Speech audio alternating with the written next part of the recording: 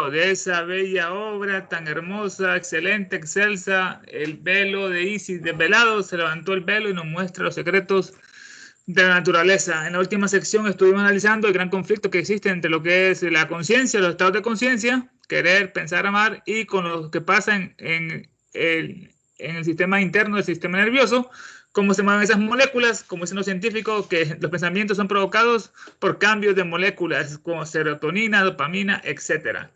Entonces, no sé si el PDF está acá, como se pueden ver aquí. Dice sin velo, el tomo 1, capítulo 3, página 113, y estamos en el tema el ultramontanismo en la ciencia. Vamos a ver quiénes son esos ultramontanos, quiénes están más allá de la montaña en la ciencia. Este abismo, el abismo que acabamos de analizar, es el proceso fisiológico que enlaza con los hechos de estados de conciencia, cómo se unen, esos hechos fisiológicos del cerebro, cómo se unen con esos estados de conciencia, que hay un gran puente, que es Foucault, que es el Antancarana. Ese es el que hace ese abismo, pero científicos materialistas no lo pueden superar. Ese abismo tan infranqueable, impasable, para el profesor Tyndall, como la niebla de fuego, donde el científico se enfrenta a sus causas incognoscibles. En el PDF se lee de distinta manera, ya vamos a ver ese abismo. Bueno, Tyndall era uno de los máximos exponentes de la ciencia de su época, como Nikola Tesla. Se llamaba John, nació en Irlanda, británico, en 1820, físico conocido por sus estudios de los coloides.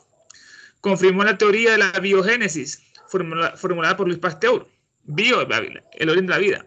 Evidenció la existencia de formas microbacterianas pequeñas en reposo muy resistentes al calor. Gracias a esta demostración se le reconoce como padre de la microbiología moderna junto a Pasteur. La teoría de estos dos derribó la anterior idea que tenía que era la generación espontánea. Como formar un ratón, tenía que poner un calcetín sucio y un poco de queso y que ahí se iba a originar un ratón, decía la ciencia, por generación espontánea. Entonces se mantuvo esta teoría hasta 1745, cuando estos dos caballeros, Tyndall y el otro, Pasteur, derribaron eso y comenzó la biogénesis. Dice, este abismo tan infranqueable para el profesor Tyndall, como la niebla de fuego, que él decía era su teoría del origen del cosmos, una niebla de fuego, la nebulosa, que se fue rotando y después fue separándose como tortillas, donde el científico se enfrenta a su causa incognoscible, se enfrenta a esa causa. Bueno, en el PDF está más extraño lo que dicen ahí, lo vamos a leer. Dice, esta hondonada que a Tyndall le parece tan infranqueable como la neblina ígnea, en que envuelve a su causa incognoscible, agnoscible, dice ahí. No es obstáculo alguno para la intuición espiritual. Bueno, bien que es un poco diferente de lo que está aquí en el PDF que en la traducción directa. Volvemos al texto. Bueno, ahí Tyndall se enfrenta con esa niebla de fuego, con la causa incognoscible, que no se puede conocer por nuestro intelecto. Esto es una barrera solo para los hombres sin intuiciones espirituales. Esta barrera, este abismo que hay que cruzar entre la conciencia y los estados fisiológicos del cerebro. Es una barrera solo para los hombres sin intuiciones espirituales. O sea, los científicos no tienen Buddhi, no lo escuchan a su corazón, a su Buddhi, a su Viveka. En la obra del profesor Buchanan, ya vamos a ver quién es este caballero, se llama esta obra Los bosquejos de las conferencias sobre el sistema neurológico de la antropología, del origen de los seres humanos. Una obra escrita ya en 1854. Contiene sugerencias que si los científicos las tuvieran en cuenta, mostrarían cómo se puede tender un puente sobre este abismo tan terrible, tan infranqueable, como decía al principio. Bueno, este Buchanan es una persona muy interesante. Elena, en su primer capítulo de este tomo, comenzó con un epígrafe de Buchanan. Este era un gran profesor, era médico, fisiólogo de Estados Unidos. Su nombre era Joseph Rhodes, nació en 1814. Se considera el padre de la psicometría, el psicometra, que es la medición del alma. Dice que el conocimiento se adquiere instantáneamente, sin necesidad de estudiarlo en las grandes bibliotecas, grandes obras, a través del alma. Buddhi, iluminando la mente. Solo tocando objetos sabemos todo acerca de su origen e historia. Ponía una gran psicometra, como el otro geólogo, el doctor Denton, tenía una hermana que le daban un utensilio de las cavernas, y ella podía ver, con solo tocar esa piedra o esa herramienta, podía ver las personas que habían pertenecido, que tenían rasgos un poco simiescos, decía ella. Y después le dieron con los ojos cerrados a tocar un meteorito. Y ella empezó a describir que era una materia bastante más fina, más perfecta que no había en la Tierra. Bueno, estos son la psicometría. o también tocando los huesos humanos sabía a quiénes había pertenecido. Ese es el futuro. Buchanan hizo esa gran obra, esos bosquejos de las conferencias sobre el sistema neurológico de la antropología, como era médico. Una obra ya escrita ya en 1854, contiene sugerencias que si los científicos las tuvieran en cuenta, mostrarían cómo se puede tener un puente, ese puente importante, ¿no? Que une la materia con el espíritu, ese Foucault, ese Antacarana, esa psicometría, sobre este tan terrible abismo, el puente. Este sería un médico con intuición, no como los anteriormente citados. Este es uno de los recipientes, este libro de Buchanan es uno de los recipientes contenedores en los que el pensamiento semilla de futuras cosechas es almacenado por un presente frugal. Esta es una característica que en la ciencia hay personas intuitivas, no todos son materialistas, y que la obra de este señor Buchanan es un recipiente de contenedores en las bodegas en los que el pensamiento semilla del futuro crecerá. De las futuras cosechas es almacenado por un presente frugal, templado, moderado, sobrio. Pero el edificio del materialismo se basa enteramente en esa burda, grosera superestructura que es la razón. Como decía que la razón. Este edificio de la ciencia materialista se basa en ese fundamento de ellos, la piedra de toque, se basa enteramente en esa burda, grosera superestructura, la razón. Y por ende no van más allá del plano concreto de la mente, no pueden elevarse a mayores aspiraciones, a que Udi ilumine esa mente y se usen las cualidades superiores. Cuando han llevado sus capacidades al límite máximo, estos científicos, ¿no? Sus maestros, en el mejor de los casos, solo pueden revelarnos un universo de moléculas animadas por un impulso oculto. Es lo único que pueden hacer estos maestros cuando van a los extremos de sus capacidades intelectuales, ¿no? Miren que están todas estas moléculas, hidrógeno, nitrógeno, carbono, por quién las creó, de dónde vienen, por qué se unen en enlaces, forman, bueno, átomos, forman moléculas, pequeñas sustancias. El único que puede revelarnos estas moléculas animadas por un impulso oculto, el impulso es la fuerza que maneja todas estas moléculas, el impulso es la fuerza, por ejemplo, son los dianitrogenes, que son los verdaderos, que usan los planetas, por ejemplo, como vehículos, como hasta el ejemplo del vehículo que mencionaron. Esos son los impulsores de Júpiter, Saturno, Venus, Marte, Mercurio, que los impulsan. Esos son solamente son sus cuerpos, sus vehículos, esos planetas físicos que vemos con los ojos, con los telescopios. Bueno, estas fuerzas son animadas por estos dianitrogenes, estos Prayapati, estos sefirotes, estos arcángeles, son el hálito de estos arcángeles que mueven los planetas, los soles, la galaxia, los humanos y los electrones y todo. ¿Qué mejor diagnóstico de la dolencia de nuestros científicos podría pedirse que el que puede derivarse del análisis que hace el profesor Tyndall del estado mental del clero ultramontano mediante un ligerísimo cambio de nombres? Vamos a leer un párrafo con dos diferentes claves. Bueno, hace un diagnóstico de Tyndall acerca de estos que eran sus enemigos, el clero ultramontano.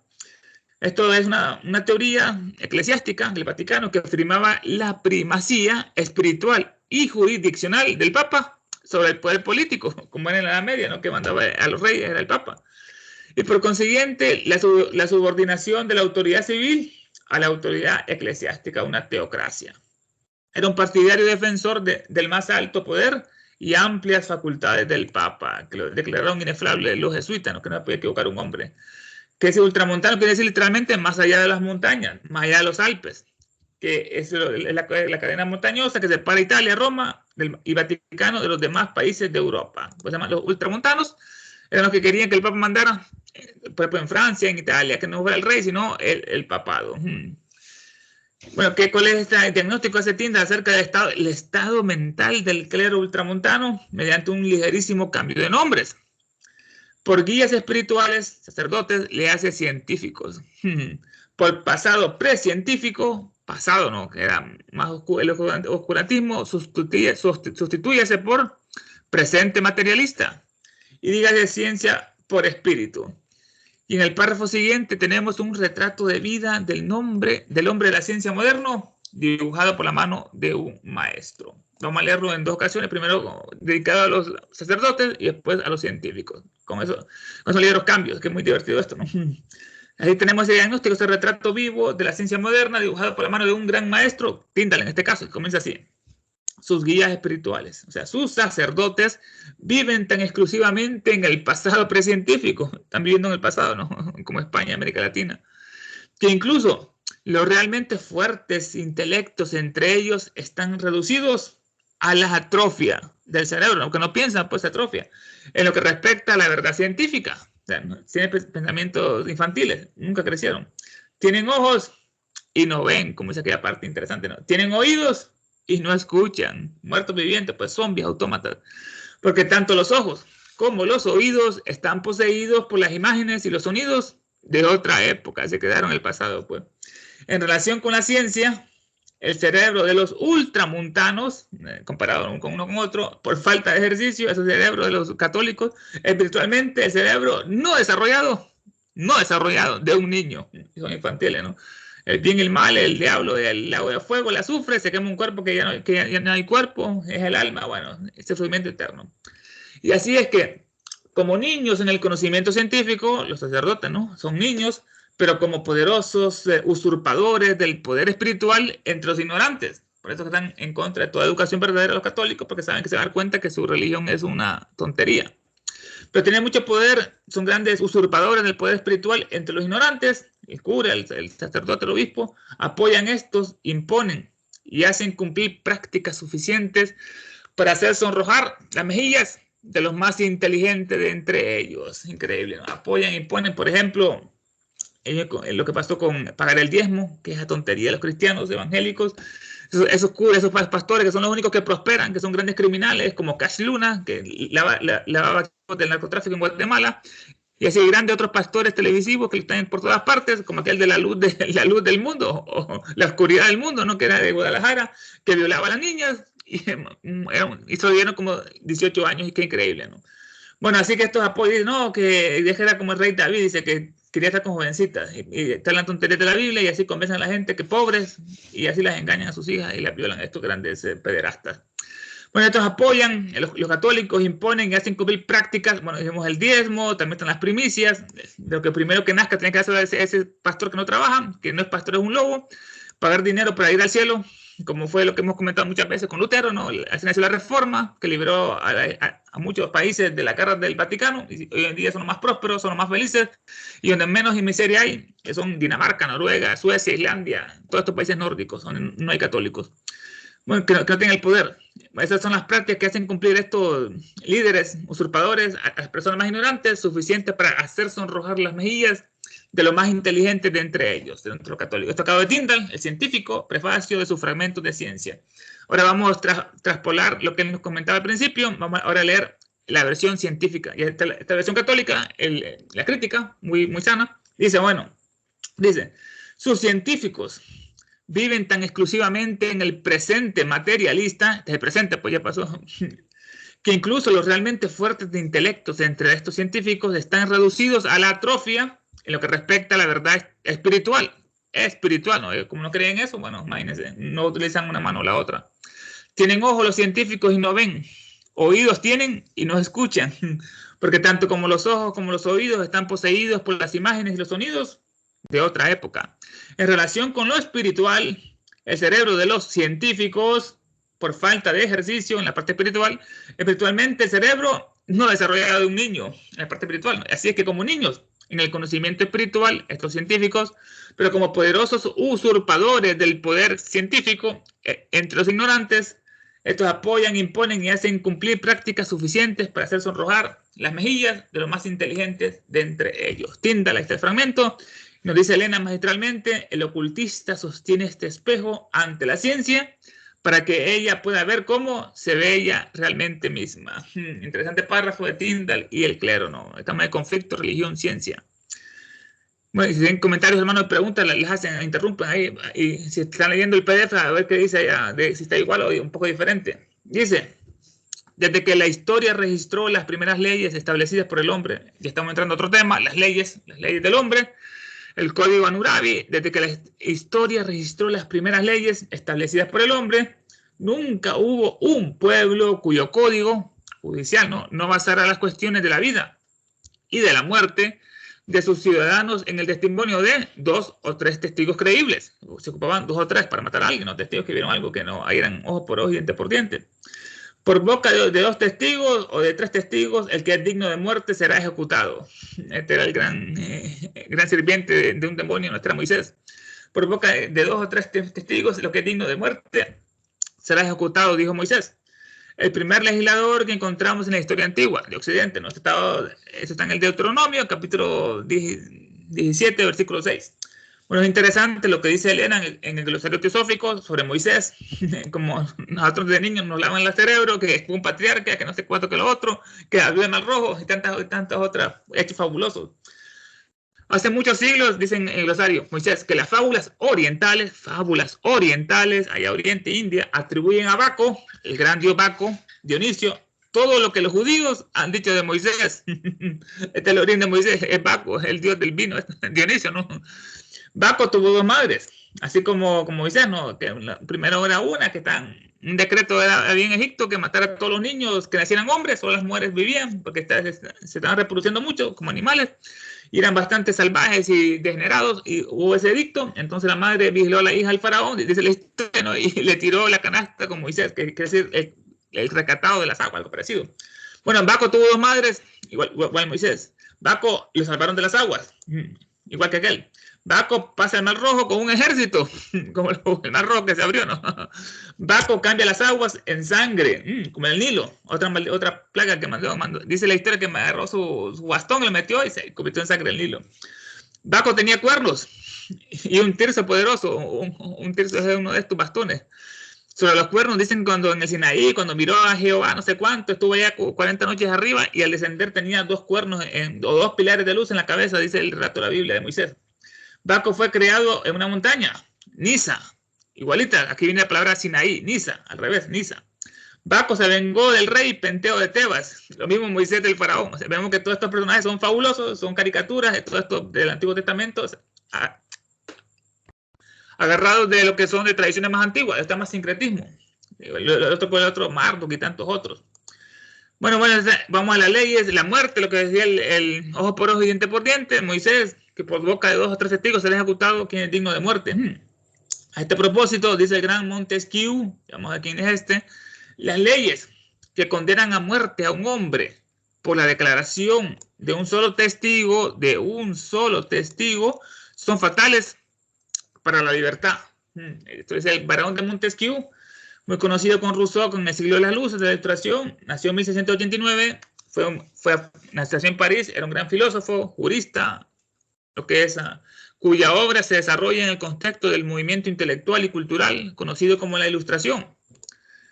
Es uno de los pensadores más influyentes en el seno de la historia de la doctrina política. Montesquieu escribió también las cartas persas, que es una obra con muchos sarcasmos que ganó mucha popularidad siendo bastante joven, ironía de musulmanes que visitan los países cristianos occidentales y lo relatan con su visión oriental, como creían en el Papa y todo esto que lo otro. Bueno, este es el barón de Montesquieu, padre de la Ilustración con Rousseau y el contrato social y tantos otros. Esa obra muy interesante, El espíritu de las leyes. Es lo que decía él, ya vimos el hebreo, lo que decía el hebreo, Moisés, y ahora Montesquieu en Occidente, en París, es las leyes que condenan a muerte a un hombre por la declaración de un solo testigo, uno solo, no deben ser más, son faltas para la libertad. La razón reclama, afirma que debería haber 2 testigos como mínimo, ¿no? Esto acaba en Montesquieu, Espíritu de las Leyes, tomo 1, el libro 12, capítulo 3. Así, el valor de la evidencia ha sido tácitamente acordado y aceptado en todos los países. Este valor, no, esta evidencia, no, tácitamente es que no se ocupa decirlo, sino que se sobreentiende que así es. Pero los científicos, volviendo al tema, no aceptan la evidencia de 1 millón contra 1, que es algo que nosotros no vivimos ya, lo que es el movimiento espiritista, que en 1800 había una marea psíquica muy elevada, y por ende fueron estas apariciones fantasmagóricas que se evidenciaban con estos medios, con estos espiritistas. Pero los científicos no aceptaban la evidencia de 1 millón contra 1, y arriba eran 2 o 3 no, solamente. En vano, cientos de hombres testifican sobre los hechos, cientos de hombres testifican sobre estos hechos como la aparición de fantasmas, las materializaciones, las manos luminosas que escribían, las mesas voladoras, etcétera, de estos fenómenos. En vano, cientos de miles de hombres testifican sobre los hechos. Oculus habet et non vident, en latín, esto quiere decir, tienen ojos y no ven. Esto sacado del libro de Ezequiel. No miran porque son casa rebelde, como decía Ezequiel, los judíos son casa rebelde, que estaban adorando animales dentro de la sinagoga. Cocodrilos tenían. Bueno, dice, tienen ojos y no ven. Están decididos a permanecer ciegos y sordos. Están decididos, ciertos y sordos. 30 años de demostraciones prácticas y el testimonio de algunos millones de creyentes en América y Europa merecen ciertamente cierto grado de respeto y atención a este movimiento espiritista, que fue una de las misiones que le encargaron los maestros a Elena cuando lo vio en Inglaterra, después de la gran exposición que hubo en Nepal, todo el desfile, que ahí vio al maestro por primera vez en su vida físicamente, y él le dijo que le lanzó la mano para que no hablara, y después se encontraron allá en un parque. Y estuvieron hablando y le dijeron, bueno, que tenía que tener una gran misión, que iba a tener una ayuda en otra parte del continente, y que la humanidad no se perdiera por el grueso materialismo que la estaba destruyendo, ¿no? Lo que son las teorías ateístas, científicas, de evolución de Darwin o el comunismo, que destruyen la religión. Entonces, por eso el movimiento espiritista nació para que el hombre se diera cuenta que existen verdades más allá de lo físico. Elena primero defendió el movimiento espiritista, claro está, pero después le dijo la verdad, y por eso la criticaron mucho a estos espiritistas. Bueno, 30 años de demostraciones, de 1840 más o menos, prácticas y el testimonio de algunos millones de creyentes, porque eran millones que habían espiritistas de Europa y América, merecen ciertamente cierto grado de respeto y atención. Especialmente cuando el veredicto de dos espiritistas, estamos en un jurado, no en un juicio, influenciado por las evidencias, pruebas testificadas por cualquiera otro dos espiritistas, es competente para enviar incluso a un científico a columpiarse en la horca por un crimen. Este es el veredicto, ¿no? Como saben, en América, con los juicios de Salem, la brujería. Esto es importante, bueno, volviendo al tema, cuando el veredicto de dos espiritistas en un jurado, influenciado por las evidencias, pruebas científicas, pruebas testificadas por cualquiera otros dos espiritistas que les aportan las pruebas, es competente para enviar incluso a un científico a columpiarse en la horca por un crimen. Tal vez este crimen cometido bajo el impulso suministrado por una conmoción, un choque entre las moléculas cerebrales no refrenadas por una conciencia de futura retribución moral. En el PDF se lee un poco diferente esta parte, ya vamos a analizar como lo dice acá, ¿no? Bueno, ¿qué pasó con este crimen? Dicen los científicos, ¿no? Que todo, como repitiendo al principio, ¿no? Que todos los pensamientos son productos de movimientos moleculares que a veces chocan, esas moléculas chocan esas moléculas cerebrales, y eso produce que las personas se vuelvan violentas y cometan algún crimen, ya que ellos tampoco no sabían, no conocían el karma, ¿no? Esa futura retribución, y por eso las moléculas son las culpables de mandar al paredón a este susodicho.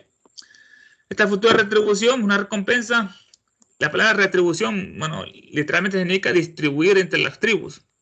Retribución, retribu. Esto es de Roma, la ciudad de las 7 colinas, como se organizaban. Una retribución moral. Bueno, en el PDF, que dice algo un poco diferente. Esto lo vimos acá. Valor de la prueba. Los enemigos tienen ojos y no ven. Aquí está, bueno. Dicen, millones de creyentes de Europa y América tienen derecho a que se les considere y respete.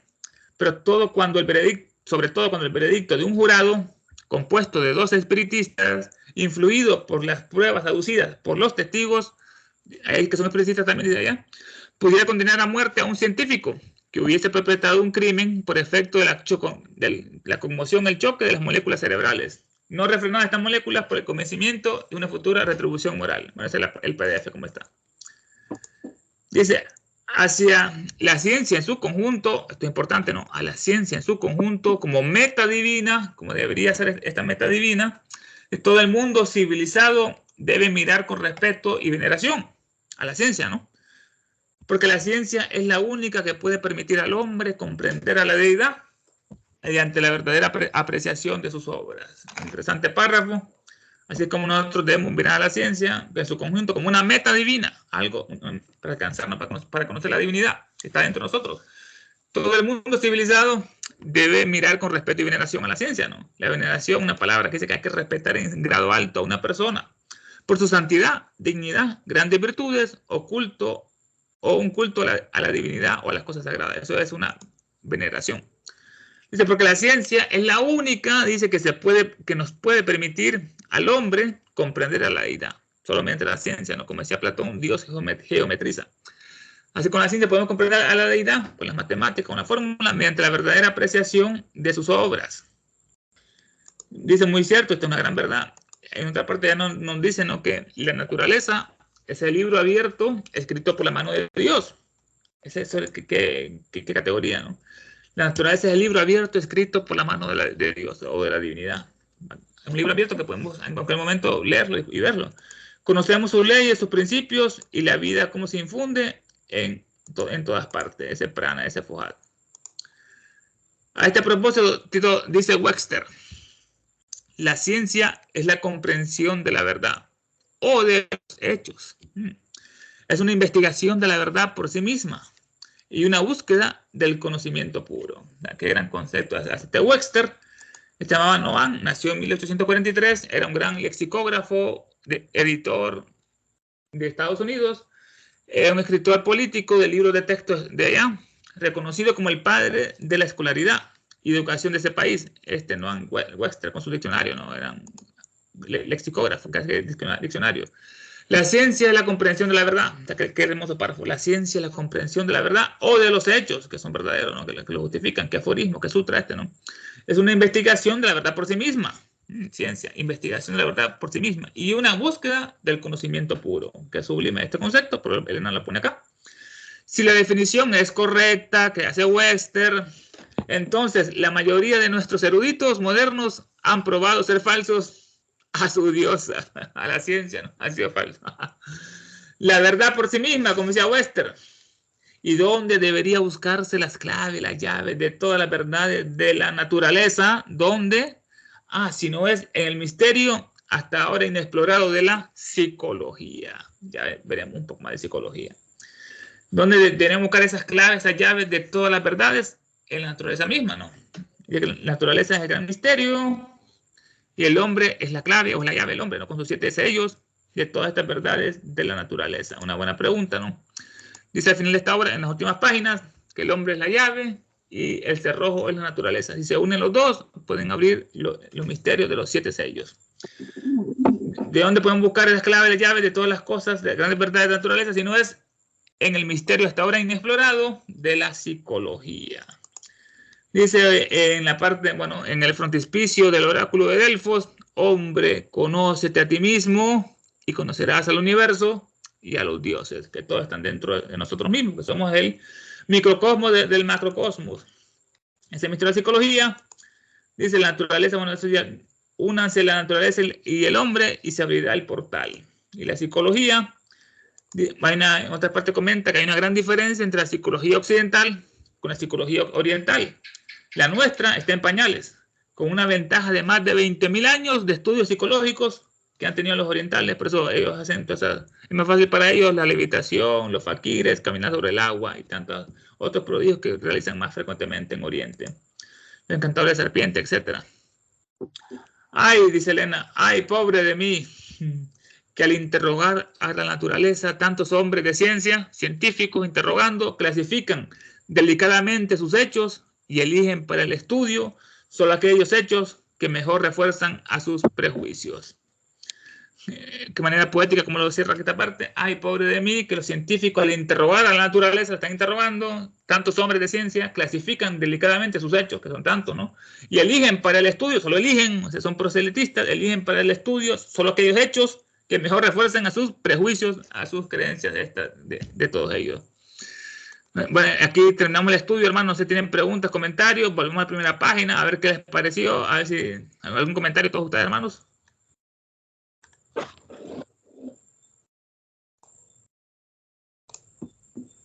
Que estaba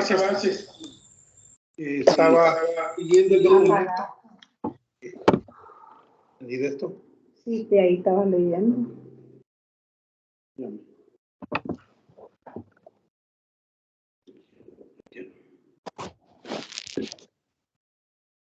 El Skype. Ya lo quité. No, estaba con... Ok, ya está, ya lo eco. Sí, ahorita que estabas leyendo el documento, me puse a pensar en comparando la ciencia occidental con la ciencia oriental, ¿verdad? Por ejemplo, tenemos la medicina china, por ejemplo, que antes de hacer un diagnóstico te mide los meridianos en el cuerpo. van directamente a la causa, no al efecto. Y luego empiezan a pegarle al problema de la enfermedad que uno padece. Porque en la medicina oriental, la medicina china, ellos dicen de que son desajustes que hay en el cuerpo, pero esto, cuando tú le hablas a un doctor, a un homeópata, el homeópata te dice, no, esos están equivocados. Pero ¿cómo es que la medicina china, por ejemplo, en este caso la acupuntura y otro tipo de terapias que usan la medicina china, sí da resultados? O sea, cuando tú tienes un problema, vas donde un doctor oriental y te dice el doctor, aquí está el problema y aquí está la solución. A medida que tú vas usando los métodos de medicina oriental, te das cuenta que sí tienen ellos la capacidad para poder mejorar alguna deficiencia en el cuerpo. Lo mismo la medicina homeópata. Los homeópatas trabajan casi de la misma forma. Esto no está probado, por lo menos aquí en Estados Unidos, cuando tú empiezas a usar terapias alternativas, la Organización Americana de la Salud no los aprueba, los métodos de terapias alternativas. O sea, no hay manera de que ellos puedan ¿cómo se llama? Aprobar o ver de buena cara, de una buena manera, los métodos de alternativos de terapias. Todo esto por los intereses que se han creado dentro del mismo sistema, ¿verdad? Y la otra cosa que quería hablar, Ernesto, es no sé si has oído hablar del Código Hammurabi, que fue uno de los primeros, las primeras legislaciones que hubieron. Creo que fue en Caldea, de Ur de Caldea, donde ellos crearon el primer código, que se llama el Código Hammurabi. No sé si tienes alguna información de eso. Nada más, Ernesto. Sí, ese código es bastante famoso. Se hicieron estudios arqueológicos y se encontró esa gran piedra, como la Roseta, donde estaban esos edictos, de hablaba la primera, lo que es jurisdicción, las reglas de la sociedad, y están escritos en piedra, por eso que se conoce mucho, dedicada por un rey Hammurabi que era por esa región, así de Mesopotamia. Y lo otro, lo que comentaste anteriormente acerca de la medicina oriental y occidental, lo que pasa es que ellos, como son una civilización más antigua, tienen un conocimiento mucho más profundo, que lastimosamente la medicina, como ella va a seguir analizando en la próxima sección, esta medicina occidental, que dice la mayoría son puras conjeturas, imagínate esto, puras conjeturas, no van a la raíz de los problemas. Más bien parece que persisten, después ya por el gran negocio de lo que es la farmacéutica, que es el tercer negocio más lucrativo del mundo, después de las drogas y las guerras, y el tercero de la farmacia, vender pastillas, no para curar enfermos, sino para mantenerlos toda su vida tomando esas pastillas, comprando Tylenol, comprando la otra, que vaya, la aspirina, y no curan estas enfermedades que son otras las más frecuentes, que son la hipertensión arterial, la diabetes mellitus, el asma bronquial, porque parece que ellos más bien no miran a las personas como pacientes, sino como clientes. Y como tú bien decías, que los orientales, con su sistema de meridianos que hacen la acupuntura, ellos más o menos saben cuál es más o menos dónde está el desbalance y tratan de recuperar ese balance con métodos alternativos, tanto de acupuntura como otros, reflexología, y es mucho más el nivel de satisfacción de los pacientes que se curan con las medicinas orientales. Y en la India estaba una más antigua, que es la medicina Ayurveda. Y ahí se menciona cómo curar a las personas. Vemos que ellos no se enferman casi, se bañan en el río Ganges con los muertos, con los buitres, devorando los cadáveres, y no les pasa ni una salmonela y absolutamente nada. Tienen un sistema inmune mucho mejor que los occidentales en este curso, lo que son los orientales. No sé si alguna otra pregunta, hermano. Sí, Roberto. Tengo un comentario en lo que se mencionó, ¿verdad? Sobre lo que dijiste de estos escritos, por ejemplo, de Moisés y de todos los escritos que hay en las Biblias, ¿verdad? Que son realmente copias tergiversadas de escritos más antiguos, ¿verdad? Ahora, la ayuda que nos da entonces la teosofía, porque también se mencionó cuando habla de la clave o las llaves, ¿verdad? La teosofía nos da muchas claves o llaves porque nos ayuda precisamente a quitar todas esas vestiduras que se vienen poniendo cada vez que se reescribe algo o cada vez que se interpreta, ¿verdad? Cada vez que se traduce, se le van adhiriendo vestiduras. Por ende, entonces, la fortuna como clave de la teosofía es de que, o como llaves del estudio teosófico, nos ayuda a ver detrás de todas esas vestiduras. Ayer se hablaba de que todo lo que leemos es por velos, o sea que todo lo que tenemos son velos y tratamos de ver detrás de los velos, ¿verdad? Por eso incluso aquí Isis de velada o el velo de Isis, ¿no? Que aquí Blavatsky nos da una develación de todas estas de estos antiguos conocimientos y ciencias. Por ende, entonces, al paso que el estudiante va quitando estas vestiduras de tergiversaciones, de malas interpretaciones, de traducciones exageradas y que son de escrituras más antiguas, entonces, por eso la teosofía nos lleva a las cosas originales, diríamos.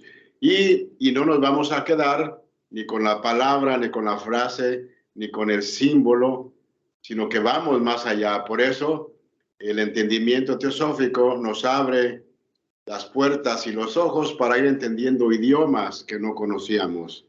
Entonces me refiero al simbolismo, ¿verdad? La numerología, por ejemplo, colores y todo eso, vibración. Aquí hablamos de movimiento. Luis mencionó de que de esta forma de vida que no tiene existencia inherente, ¿verdad? Las cosas materiales. Entonces, por ende, empezamos a develar todo eso y empezamos a ver las cosas de forma diferente, como bien explicó Ernesto, ¿verdad? Vemos cómo estos sistemas religiosos y científicos a veces, y claro, no es que no tengan una parte de cierto, ¿verdad? Pero está en nosotros, manipulan. Está en nosotros encontrar qué hay detrás de todo eso para no dejarnos manipular, por supuesto. Esto viene a darse gradualmente, ¿no? Por eso también lo que se mencionó sobre la parte de la psicología, ¿verdad? Y su verdadero significado, que por supuesto aquí ya se ha perdido, porque sabemos que psicología es el estudio del alma y la teosofía ya no tenemos la misma idea de lo que es alma. Entonces, ahora al estudiar lo que realmente somos, ¿verdad? Si queremos llamarle alma o atma o cualquier nombre, sabemos que es algo que va más allá de toda forma, de toda idea y de todo pensamiento, y que nadie nos puede dar una descripción exacta y completa de lo que quiere decir alma, ¿verdad? En la voz de silencio hay algunos indicios para el alma una, ¿verdad? Que a veces también se le puede llamar Mahat, perdón, me fue la palabra, Mahat, perdón. Mahat, a veces se le llama el alma universal, gracias. Es esa forma de manifestación de lo que no se puede nombrar. Por ende, vemos que incluso con la sola palabra de la psicología cambia completamente el aspecto de la diríamos, la idea que tenemos sobre qué quiere o qué significa el estudio psicológico dentro de nosotros mismos. O sea, el estudio del alma, el estudio de lo que realmente somos, no de las vestiduras. Porque sabemos que aún la Constitución septenaria son vestiduras de esta alma, ¿verdad? Que le llamemos mónada, chispa divina, lo que sea, son simplemente vestiduras. Así es de que entonces, ya para terminar, este estudio nos ayuda a quitar las vestiduras que se han estado adhiriendo a todos estos escritos. Es todo, gracias. Gracias, Roberto. Bueno, sigue tú, Ernesto. Sobre eso, la psicología en Occidente, lastimosamente, así como los premios Nobel, como los Óscares y tantas otras que tanto promocionan el sistema del mundo, vemos que son con que tienen los valores invertidos. Premian al villano y aplauden y critican al bueno. En la psicología, si uno va a cualquier universidad occidental, lo primero que mencionan es Sigmund Freud. Todas esas aberraciones, que es el objetivo, que desmoralizar, destruir a las sociedades mediante veneno de distinto volumen, ponen un pedestal a Freud con todas sus tonterías, cosas degeneradas que hablan mucho de los complejos de Edipo, Electra, etcétera, que todo es una base totalmente destructiva, se basa en bajas pasiones y por eso el sistema lo promociona tanto a esa limaña. Casi la gente no habla del otro, que es Carl Jung, que es mucho más sublime, es mucho más espiritual, hasta estudió budismo, a él lo ocultan y le ponen a lo que es degenerado de Sigmund Freud. Lo mismo es con los premios Nobel de la paz, entre comillas, ¿no? Le dieron a Henry Kissinger el premio Nobel, no de la guerra, no de la paz. Imagínense, si él fue el que creó guerra allá en Indochina, bombardeaba a los aliados, mandó a asesinar a Salvador Allende y le dieron el premio Nobel. Lo mismo pasó después con Barack Obama, también era un premio Nobel, teniendo guerras en Libia y en muchas otras partes, la primavera árabe, etcétera. Vemos que este mundo tiene los valores totalmente invertidos.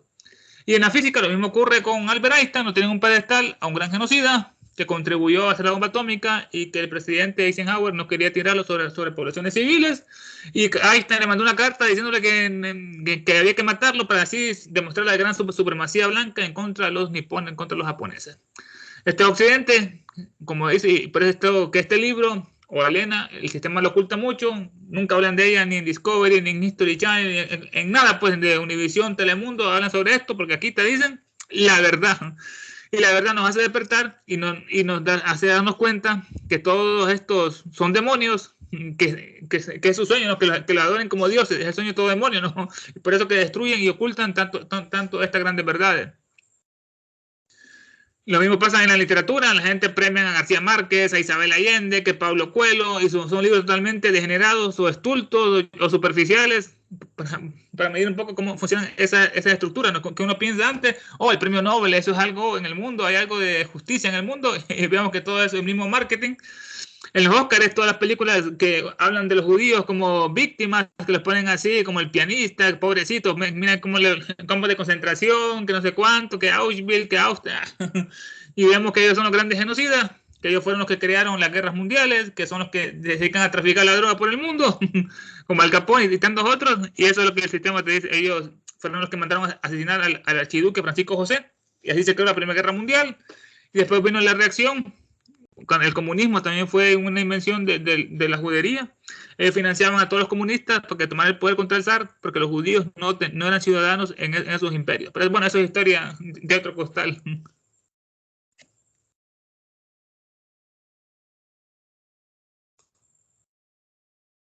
Gracias, Ernesto. A ver quién. A ver si alguien a ver si alguien de ahí quiere. Sí, pero déjelo.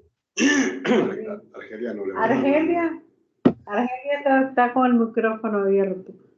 No, yo no tengo nada. Verdaderamente casi no conozco la historia y mi forma de pensar. Yo no sé si estoy errada, pero cuando escucho algo que resuena en mí, lo hago mío, ¿verdad? Pero si no resuena, pues sigue siendo historia y nada más. Es todo. Gracias, Argelia.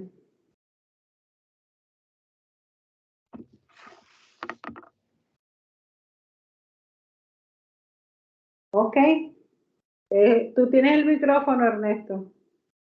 Bueno, entonces, como cuando haya preguntas, comentarios, avisen, hermano, si quieren vamos a leer lo mismo, pero en versión PDF, no sé qué les parece. Yo tengo un comentario y una pregunta.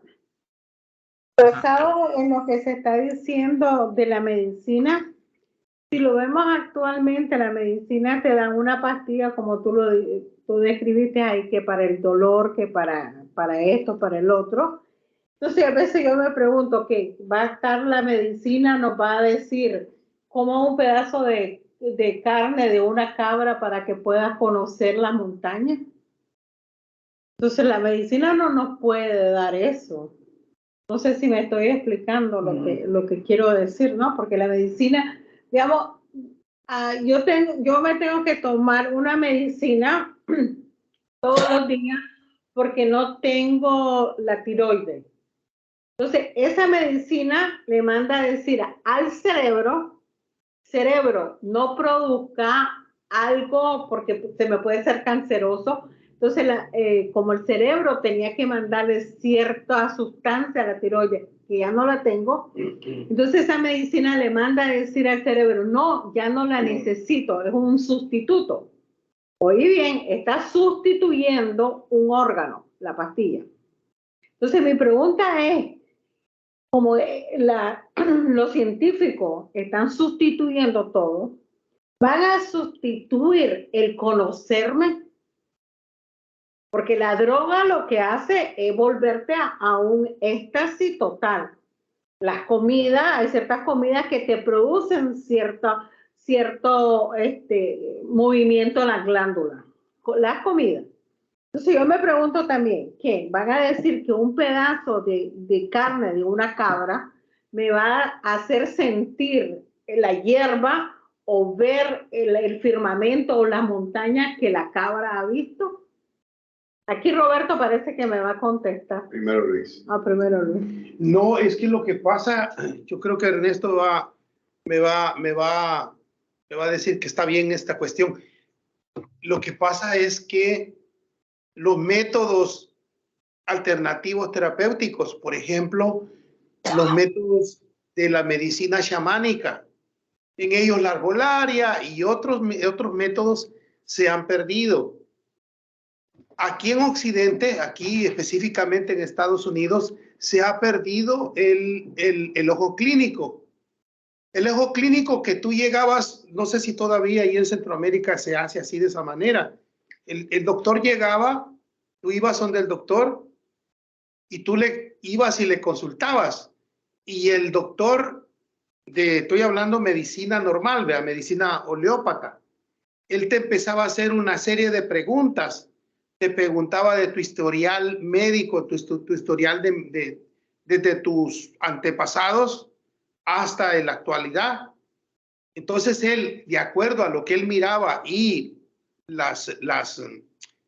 el cuadro clínico que él observaba, él iba observando, iba haciendo preguntas y te iba dando una medicina más apegada a la naturaleza. Y como digo, en Centroamérica teníamos la medicina chamánica, o sea, la medicina de nuestros antiguos, de nuestros abuelos.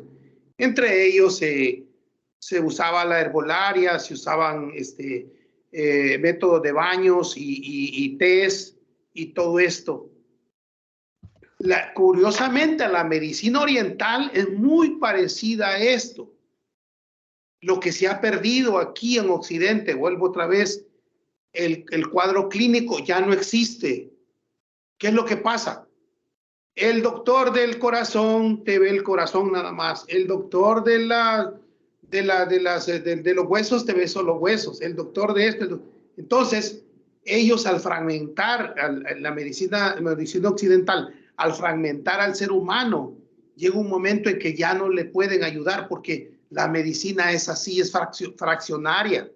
Es como un reflejo de la misma sociedad. La sociedad en Occidente estamos fraccionados. Se te ha fraccionado esto para esto, esto para esto, esto para esto, para esto. Y al final no sabes ni dónde estás. Entonces, claro que la medicina oriental tiene algunos problemas, pero no parecidos a la medicina homeópata. La medicina homeópata es muy parecida a la medicina oriental. Entonces, ahí es donde yo hago la comparación, que todo esto es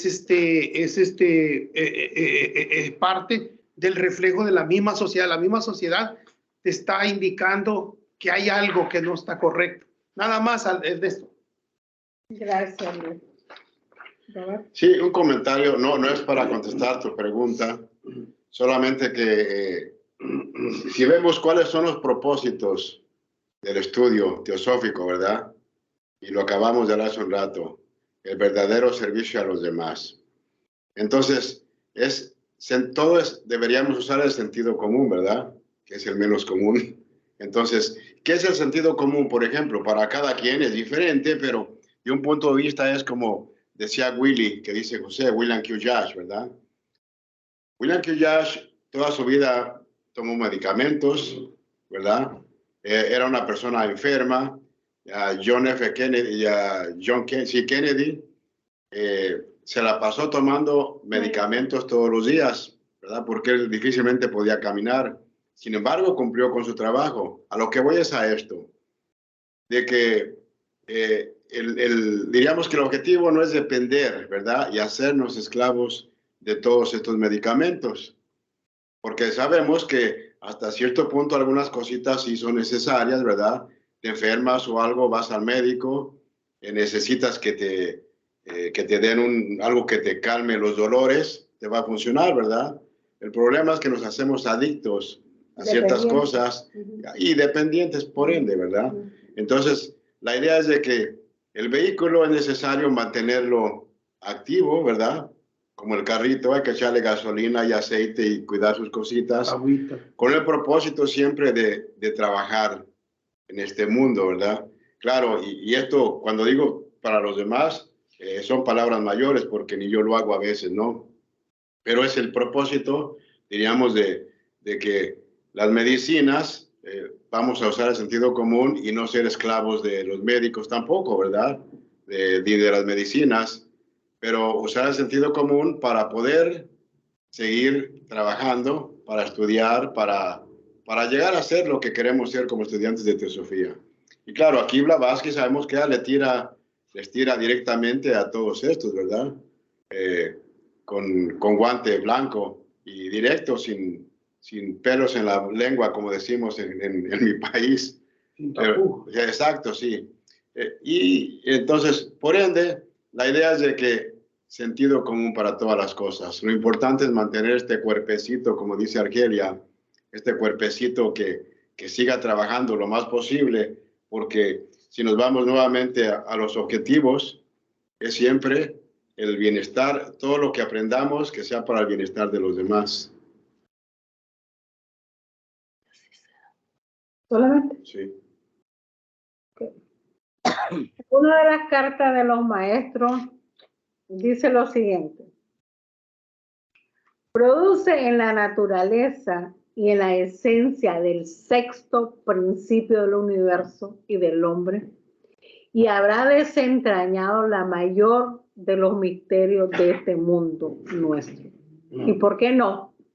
Si está usted rodeado de él, profundice sobre cuáles son sus manifestaciones conocidas, como el mesmerismo, la fuerza ódica, etcétera, fuerza ódica. Todos los distintos aspectos de una fuerza única, capaz de aplicarse positivamente o negativamente.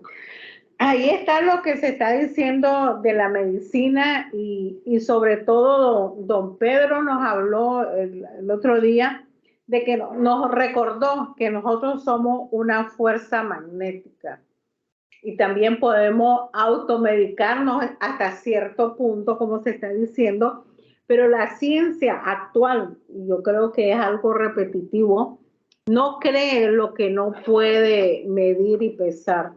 Y sobre todo más ahora de que la ciencia ha llegado a tal descubrimiento que si no lo puede demostrar, no lo creerá. Y en una de las partes que hemos leído anteriormente nos dice que si conociera la parte astral hubiera podido conocer, no dice así, dice, lo bueno es que no cree la parte astral, si lo creyera hubiera descubierto algo más todavía. Sí, es verdad que dice una de las lecturas que hemos tenido. Sí, aquí me están afirmando que así es. Bueno, ¿algún otro comentario, Dulce? No, es que aquí no puedo ver los otros. Acércate aquí, Roberto, por favor. Pero está se ve tapado. si la mano. No, hijo. Aquí está tapado la cosa. Está tapado. Las ventanitas están tapadas. Mira, no sé cómo bajarlo para poder ver si están. Pues mira, ves ahí. Ah, su mecha. Bueno, que sí me gustaría comentar que Adelante, Dulce, por favor. afortunadamente actualmente contamos con la homeopatía, puesto que todos sabemos que la alopatía lo único que ataca o que cura, entre comillas, son los efectos de la causa, no la causa misma. Cuestión que sí hace la homeopatía actualmente, ¿verdad? Entonces, cuando tú preguntabas si la pastillita le va a decir a tu hígado que funcione o a tu cerebro, pues no, definitivamente no, ¿verdad? En el caso de la medicina alópata, simplemente va a quitar los trastornos de padecimiento que tengas. En cambio, la homeopatía sí va a ir corrigiendo, va a apoyar al órgano a que vaya funcionando y actúe al 100%. Eso es todo. Gracias, Dulce. Sí, y la otra cosa es que la medicina homeópata es invasiva. La medicina homeópata no es invasiva, lo que hace es activar el sistema de defensa del mismo cuerpo. Por eso es efectiva, porque va directamente a activar tu sistema defensivo y va a hacer que tu sistema defensivo trabaje en pro de ti mismo. O sea, va a buscar las causas y por lo que concierne la causa va a hacer que el efecto ya no se produzca. Hay unos chochitos, no sé si ustedes en México sí les dicen chochitos, eso le decía mi compañera, ¿verdad? Unos chochitos con unas cantidades milimétricas, y esas cantidades milimétricas activan el sistema defensivo del cuerpo. Curiosamente, la medicina, la herbolaria hace lo mismo, hace el mismo trabajo. Y la medicina oriental, vuelvo otra vez, entre ellos la Ayurveda, hace la misma función. ¿Qué tiene esto que no tiene la medicina occidental, la medicina homeópata? ¿Cuál es la diferencia? ¿Por qué? Porque la medicina homeópata es una medicina comercial que solamente te va a tapar los efectos y hasta allí, pero la causa no va a la causa. Y la filosofía teosófica es muy parecida a todo esto que estamos hablando, porque tú dentro de los cultos religiosos, más que todo los cultos protestantes y católicos, te dicen, no, déjele usted su situación al Señor y el Señor, usted haga la confianza que el Señor le va a resolver todos los problemas. La filosofía teosófica te dice, no, usted es responsable de sus propios actos, y como responsable de sus propios actos, usted rectifique su forma de pensar, su forma de actuar y su forma de hablar, y usted automáticamente va a ir resolviendo el problema. ¿Ven? Los paralelismos que hay entre medicina oriental, medicina herbolaria y la filosofía teosófica con lo que es la medicina homeópata y la filosofía teosófica.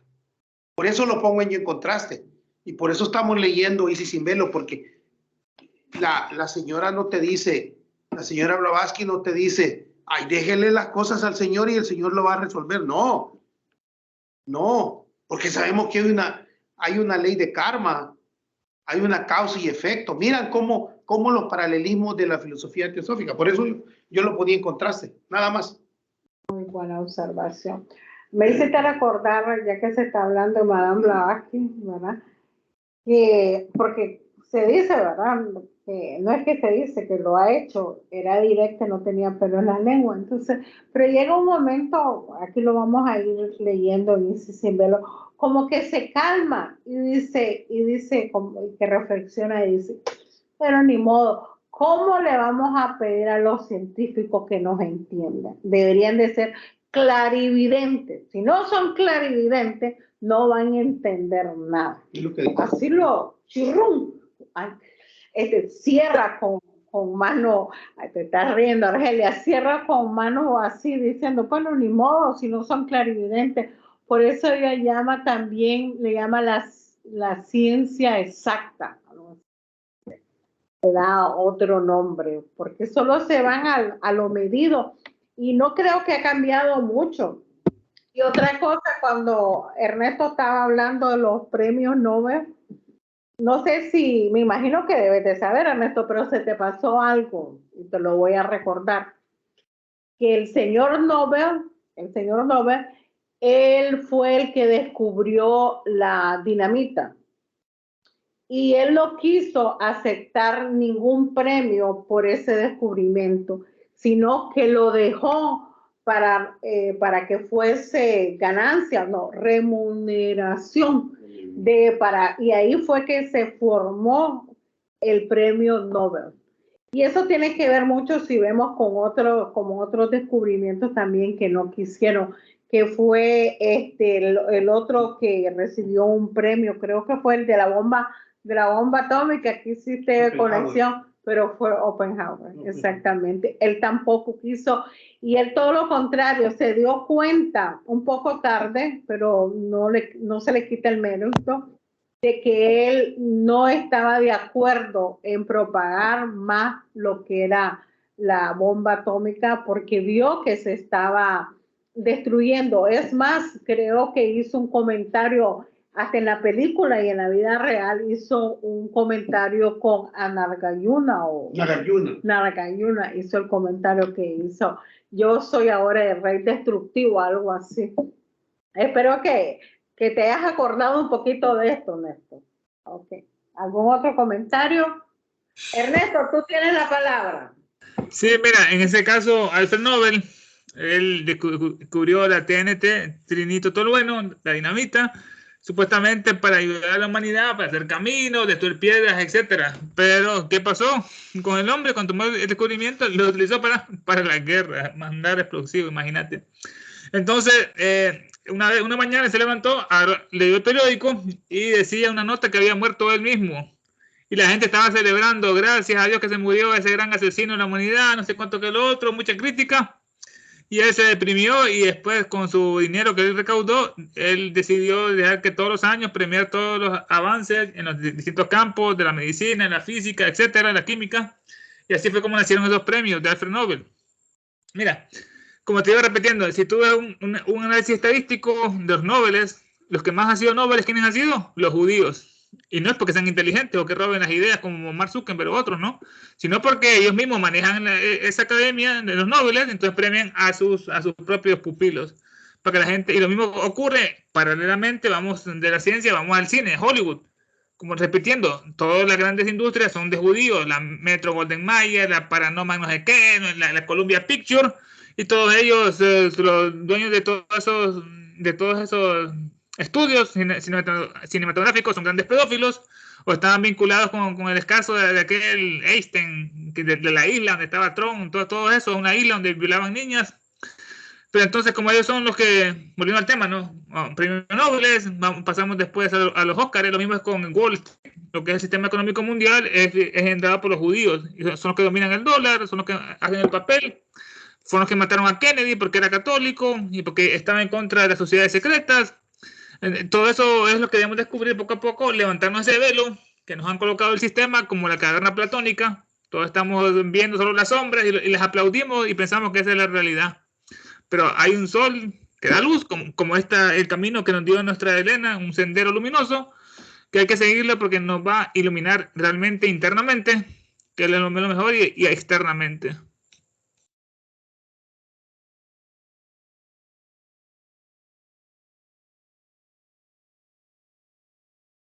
Silencio, la llanura. ¿Y sabes tú que Luis, adelante. ¿Sabes tú que las metanfetaminas fueron creadas en la Segunda Guerra Mundial, verdad? Se crearon para que los soldados de la Segunda Guerra Mundial tuvieran más fuerza y que pudieran tener valor y pudieran tener muchas horas de trabajo, muchas horas de combate.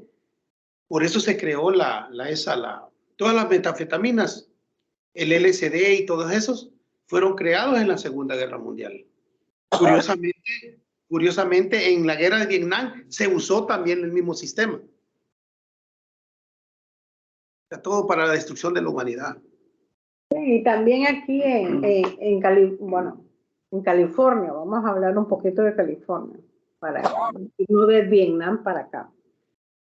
¿Cómo fue que a los indios le comenzaron a quitar los terrenos? ¿Qué hizo? Lo comenzaron a dar licor. Licor le comenzaron. Eso está en la chismología universal. Eso se lo puede ver en la historia de los indios de California. Entonces, sí fueron perdiendo su habilidad para discernir. Otra cosa también, en el estado de California, no sé en los otros estados, en el estado de California existe una ley civil que solamente está manipulada por los indios. Y están perdiendo eso actualmente.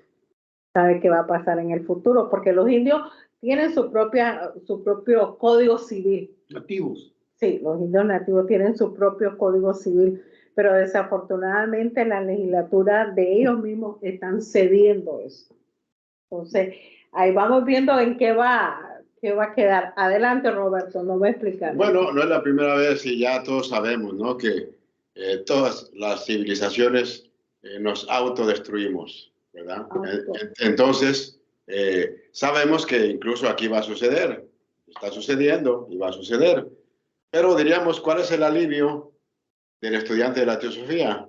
El no identificarse con el cuerpo, con los problemas, el no identificarse con el modo de vida, el no identificarse con la comodidad o con la forma, ¿no? De cómo ve, porque cada quien ve la sociedad con sus propios ojos y cada cabeza es un mundo. Por ende, digamos, el alivio del estudio de la teosofía es de que nos libera de la forma. Y al liberarnos de la forma, entonces podemos vivir, incluso, y estamos viviendo y experimentando estas cosas en la civilización, y no es la primera vez que lo hemos hecho, ¿verdad? Ni será la última vez. Vamos a regresar y probablemente experimentemos lo mismo. Ahora, entonces, el beneficio es de que empezamos, digo, si el estudiante sincero empieza una liberación que aunque incorporemos en vidas futuras, no vamos a estar tan atados a la parte corporal ni a las reglas de la sociedad, porque vemos que la mayoría de los sabios y filósofos han estado en contra de todo lo que se practica en la sociedad. Y por eso han sido aniquilados, ¿no? Desaparecidos y todo lo demás. Es lo que el estudiante puede esperar. Qué vida, ¿verdad? Sí, esperar ser ignorado, criticado. Todo eso es lo que se nos dice. Entonces, preparémonos porque ese es el camino de cómo empezamos a renunciar a las cosas del mundo, de la sociedad. Y que eventualmente aún podemos regresar en cuerpos físicos a ayudar a la humanidad, como lo han hecho muchos, ¿verdad? Porque es la única forma de que nos ayuden en este caso o de que podamos ayudar solamente con un vehículo que corresponda al estado de la conciencia de la humanidad, ¿verdad? En cualquier ciclo dado. Entonces, es, diríamos, la fortuna de la teosofía, ¿verdad? Que de este estudio que nos brinda. Muy bien. ¿Algo más? ¿Alguien más que desea? A ver, don Ernesto, por favor, para ya cerrar. Sí, tenía mucha razón el hermano lo que dice sobre estos estudios, que uno se da cuenta que realmente te llenan el vacío que está en nuestra alma, o nuestra mente, en nuestro corazón. Es algo, una sabiduría que no se puede explicar con ninguna otra cosa porque no llega hasta este nivel tan profundo de espiritualidad que nos compartieron los maestros y Elena. No, y escuchando un poquito a María, de los indios, sí, Pelirroja, me acordaste de un dicho que dice que cuando llegaron los españoles a América, ellos traían la Biblia y dicen los indios, y nosotros teníamos nuestra tierra. Después nos dijeron que cerráramos los ojos ellos le dieron la Biblia al indio y aquellos se habían quedado con las tierras, los españoles de ellos. Trato. Buenísimo el cambio. Ok, entonces, muchas gracias a todos los que han participado. Joana, Giselo, Pedro, Anita, Argelia, Dulce, Luis, Roberto, Ernesto. Entonces nos vemos la próxima semana a la misma hora y por el mismo canal. Y vamos a tener presente que el micrófono lo vamos a tener activo a buena hora. Gracias. Qué bien. Okay. Gracias, Ernesto. Ernesto, te mando algo, hay un documento. Excelente, mándalo.